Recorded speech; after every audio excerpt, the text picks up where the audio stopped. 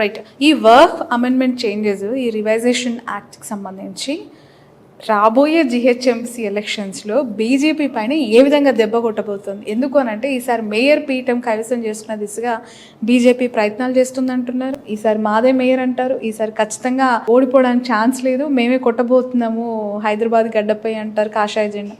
ఎలా చూడాలి? డెఫినెట్గా ఈ బిల్లు వల్ల పేద ముస్లింలకి లాభం. ఈసారి ముస్లిం ఓటు బ్యాంక్ కూడా మాకు వస్తుంది. ఎక్కడ? హైదరాబాద్. ఓల్డ్ సిటీలో వస్తుంది.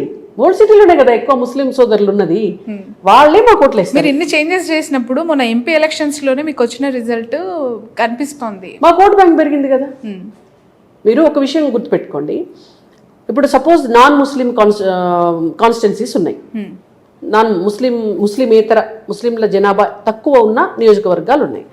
అక్కడ కూడా బీజేపీకి ఏ స్థాయిలో అయితే గ్రోత్ ఉందో మీకు ఓల్డ్ సిటీలో కూడా అదే స్థాయిలో గ్రోత్ ఉంది. కాబట్టి మేము ఎక్కడ వెనకబడ్డాం? ఇప్పుడు ఓల్డ్ సిటీలో కనుక రాష్ట్రం అంతా మాకు ఇంప్రూవ్మెంట్ ఉండి మాకు ఓల్డ్ సిటీలో కనుక ఇంప్రూవ్మెంట్ లేదనుకోండి, మీరు ఆ మాట మాట్లాడాలి. కానీ మాకు రాష్ట్రం అంతా ఏ పర్సంటేజ్లో అయితే ఓటు బ్యాంక్ పెరిగిందో ఓల్డ్ సిటీలో కూడా అదే పర్సంటేజ్లో ఓటు బ్యాంక్ పెరిగింది కదా. ఈసారి ఎట్టి పరిస్థితుల్లో బీజేపీకి అవకాశం లేదు.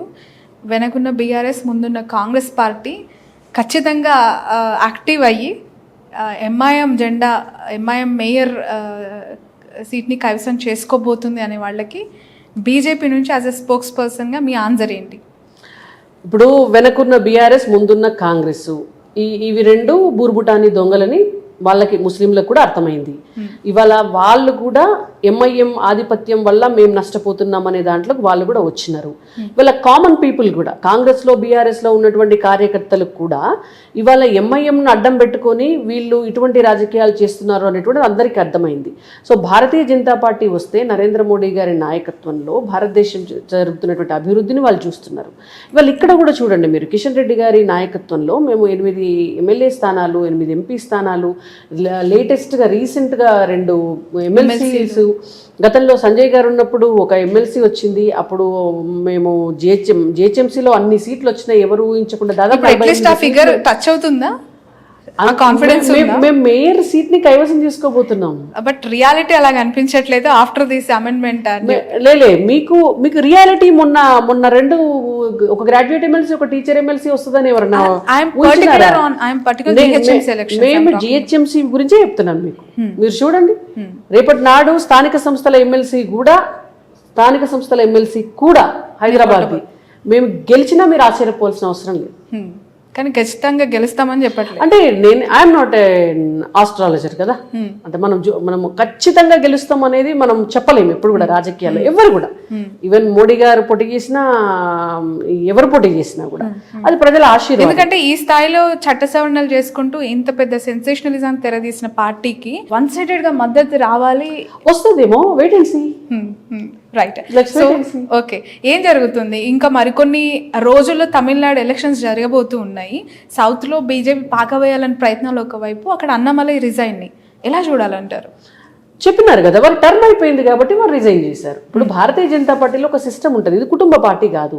ఒక టర్మ్, ఒక 2 సంవత్సరాలు ఒకరికి అవకాశం ఇస్తారు, కాకపోతే ఒక 5 నెలలో 6 నెలలో అటు ఇటు ఉంటుంది. తర్వాత డెఫినెట్ గా ఇంకొక కొత్త అధ్యక్షులు రావాల్సింది, ఎవరున్నా రావాల్సింది, మారాల్సిందే. కాబట్టి డెఫినెట్ గా వారి టర్మ్ అయిపోయింది, వారు రిజైన్ చేశారు. బట్ సౌత్ తో కంపేర్ చేసినప్పుడు నార్త్ తో చాలా పొలిటికల్ అఫిలియేషన్స్, చాలా డిఫరెన్సియేషన్ ఉంటుంది పొలిటికల్ సిస్టంలో. సౌత్లో ఒక వ్యక్తిని చూసి, ఒక లీడర్గా ఎమర్జ్ అయిన లీడర్కి మద్దతు తెలపటం, వాళ్ళని చూసి పార్టీని గెలిపించడం అనేది మనకి చరిత్ర చెప్తున్న సాక్ష్యం. ఇక్కడ అఫ్కోర్స్ రేవంత్ రెడ్డి గారు, అఫ్కోర్స్ కేసీఆర్ గారు, అఫ్కోర్స్ కాంగ్రెస్లో రాజశేఖర్ రెడ్డి గారు హయ్యాం, ఇలా మనం చూస్తూ వచ్చాం. మీకు తెలుసు, మీ పార్టీ జాతీయ రాష్ట్ర అధ్యక్షుడిగా బండి సంజయ్ గారు ఎంత హైప్ క్రియేట్ చేశారు రాష్ట్రంలో. ఆయన ఉన్నప్పుడు పార్టీ ఎంత యాక్టివ్గా ఉంది అనేది కూడా మీరు చూసారు. ఈ రీసెంట్గా ఇప్పుడు ఎలక్షన్స్ ముందు అన్నమలై రిజైన్ అనేది అది నెగిటివ్ ఇంపాక్ట్ క్రియేట్ చేయదా సౌత్లో? అట్లా ఏముండదు, అవన్నీ అపోహలే ఉంటాయి తప్ప అట్లా ఏముండదు. వారి టర్మ్ అయిపోయింది, వారిని మారుస్తారు.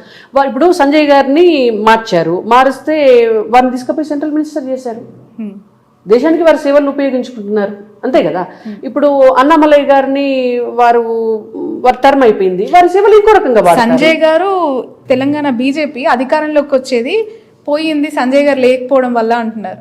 సరే, అంటే నేనేమంటున్నాను అని అంటే కొన్నిసార్లు కొన్ని జరుగుతాయి. సో వాటికి ఏదైనా కారణం అయ్యుండొచ్చు.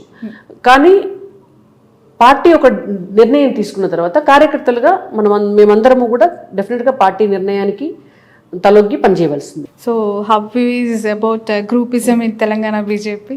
అస్సలు ఏమైనా గ్రూప్ ఉంటే మీరు అలా చెప్పాలి, మేము ఇలా అడగాలి.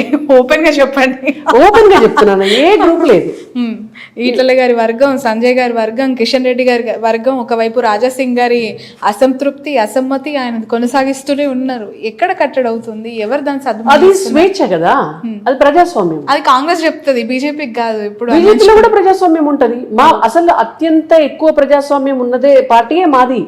ఏ కార్యకర్తనా ఏదైనా కావచ్చు. అది కాంగ్రెస్ పార్టీలో సాధ్యమవుతుందా? గాంధీ కుటుంబం కాకుండా ఎవరైనా పెత్తనం చేసే కుర్చీలో కూర్చోమనండి. పివి నరసింహారావు గారు కూర్చున్నందుకు వారి అంత్యక్రియలు కూడా ఢిల్లీలో జరగకుండా అవమానించిన పార్టీ కాంగ్రెస్ పార్టీ. కాంగ్రెస్ పార్టీలో సాధ్యమవుతుందా?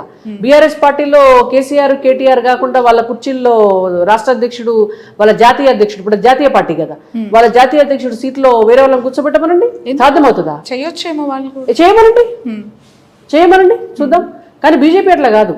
ఎవరైనా ఏదైనా కావచ్చు, ఎవరైనా ఏదైనా మాట్లాడచ్చు, మా అభిప్రాయాలని వ్యక్తం చేయొచ్చు. దానికి గ్రూపిజం అని పేరు పెడితే ఎట్లా? మేము ప్రజాస్వామ్యం అంటున్నాం. నాయకత్వ సమన్వయ లోపం వల్లనే తెలంగాణ స్టేట్ బీజేపీ ఎక్కడో ఉండాల్సింది ఇలా నిర్వీరంగా, లేదంటే కొంచెం కార్యకర్తలకి దూరంగా, ఒక స్పోర్టివ్నెస్ లేకపోవటం వల్లనే ఇబ్బందులు పడుతుంది అనేది మీ పార్టీ పైన, మీ పార్టీ ప్రధాన నాయకుల పైన ఉన్న అలిగేషన్. దాన్ని ఎలా చూడాలి? అసలు కార్యకర్తల దగ్గరికే మేము పోతున్నాం. మీ దగ్గర కార్యకర్తలు రావట్లేదు. రావాల్సిన అవసరం ఏముంది అంటున్నా నేను. ఇప్పుడు పార్టీ నాయకులు పై స్థాయి నుంచి, రాష్ట్ర అధ్యక్షుల స్థాయి నుంచి జిల్లా అధ్యక్షుల వరకు ప్రతి ఒక్కరు కూడా లోకల్ గా కార్యకర్తల దగ్గరికి వెళ్ళాలి, ప్రజల దగ్గరికి వెళ్ళాలనేది భారతీయ జనతా పార్టీ సిద్ధాంతం. కార్యకర్తలను ఆఫీసుల చుట్టూ తిప్పుకోవాలనేది భారతీయ జనతా పార్టీ సిద్ధాంతం కాదు. నాయకులే వెళ్ళాలి. ఇప్పుడు నెలకు ఒక ప్రోగ్రాం పెడతారు, కంపల్సరీ ప్రతి ఒక్కరిని కూడా రాష్ట్ర అధ్యక్షుల వారితో సహా కింది స్థాయి బూతులకు కూడా పంపిస్తారు. ప్రజల దగ్గరికి వెళ్ళి ప్రజలతోటే మాట్లాడమంటారు. మా నాయకులు ఏదన్నా ఊరికి వెళ్తే వెళ్ళి కార్యకర్తల ఇళ్లలో బస చేస్తారు. హోటల్స్ లో బస చేయడం అనేటువంటి చాలా తక్కువ. కార్యకర్తలే ఆ కల్చర్ భారతీయ జనతా పార్టీలోనే ఉంది. అంటే కార్యకర్తలతో మమేకమయ్యి ప్రజలతో మమేకమై ఉండే పార్టీయే Bharatiya Janata party. Okay, right.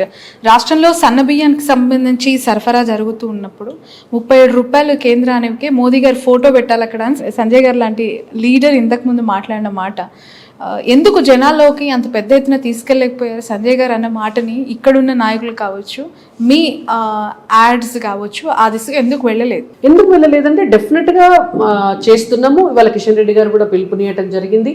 సన్న బియ్యం వండేటటువంటి ఇళ్లలోకి ఇవాళ భారతీయ జనతా పార్టీ నాయకులు, కార్యకర్తలు వెళ్ళి వాళ్ళ ఇళ్లలో భోజనం చేసి ఇది మోడీ గారి బియ్యం అని చెప్పి రావాలి. ప్రతి రేషన్ షాప్ దగ్గర కూడా ఆ పోస్టర్ పెట్టాలి అని చెప్పేసి ఒక పిలుపునిచ్చారు. మా కార్యకర్తలంతా కూడా కింది స్థాయిలో చేస్తున్నారు.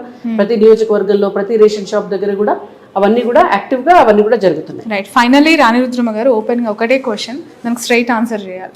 రైట్. ప్రామిస్? ప్రామిస్. ఏం వంకర టింకర లేకుండా ప్రామిస్. కొత్త బీజేపీ అధ్యక్షుడు ఎవరు? తెలియదు నాకు. లేదు ఖచ్చితంగా ఓపెన్ గా చెప్పాలి. నేను ఒట్టేసి చెప్పాను. మీరు ఎవరని అనుకుంటున్నారు? తెలియదు. ఎవరు వస్తే బాగుంటది స్టేట్ బీజేపీకి అనుకుంటున్నారు? What is your assumption? A BJP కార్యకర్త వచ్చినా ఒక కార్యకర్తగా నేను పనిచేస్తాను. ఏ బీజేపీ కార్యకర్త రాష్ట్ర అధ్యక్షులైన ఒక కార్యకర్తగా నేను పనిచేస్తాను. అంటే కార్యకర్తలు రాబోతున్నారా? కార్యకర్తల నుంచి ఒకరు నాయకుడు కూడా కార్యకర్తే కదండి. ఇప్పుడు మా కిషన్ రెడ్డి గారైనా కార్యకర్తని, మాకు బండి సంజయ్ గారైనా కార్యకర్తని, అక్కడ కూర్చున్నారు మా జనరల్ సెక్రటరీ గారు ప్రదీప్ గారైనా కార్యకర్తని. వీళ్ళంతా కూడా బీజేపీ కార్యకర్త. నరేంద్ర మోడీ గారు కూడా కార్యకర్త.